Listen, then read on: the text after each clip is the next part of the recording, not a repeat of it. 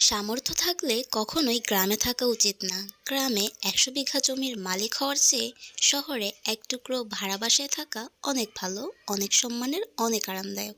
এখানে বেশিরভাগ মানুষ এতই টক্সিক যে তারা তাদের ব্যক্তিগত জীবনের থেকে আপনার জীবন নিয়ে বেশি চিন্তিত।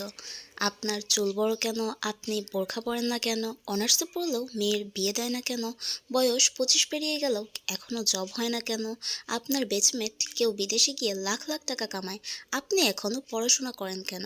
এসব আজগুবি বিষয় নিয়ে তাদের অনেক টেনশন। মাঝে মাঝে দেখবেন আপনার নিজের ফ্যামিলিও যেসব চিন্তা নিয়ে চিন্তিত নয়, অন্যান্য মানুষ এর থেকে বেশি চিন্তিত। গ্রামের টক্সিক বিষয়গুলোর আরেকটি বড় পার্ট হচ্ছে ঝগড়া।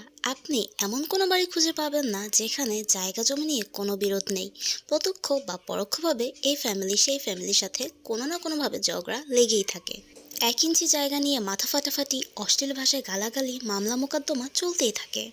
এইজন ওইজনের নামে গোপনে প্যাচ লাগিয়ে ঝগড়া বাঁধিয়ে দেওয়া, কাউকে পছন্দ না হলে তার নামে জায়গায় অজায়গায় বদনাম রটিয়ে দেওয়া, এমনকি বিয়ে আসলেও গোপনে প্যাচ লাগিয়ে দেওয়া গ্রামের বেশিরভাগ মানুষের যেন একটি নিত্যদিনের কাজ।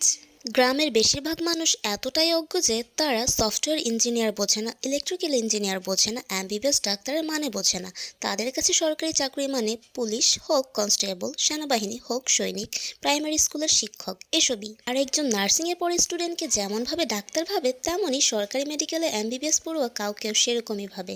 তাদের কাছে আপনি সরকারের কত গ্রেডে চাকরি করেন তার থেকে গুরুত্বপূর্ণ আপনি প্রাইভেট জব করেন নাকি সরকারি।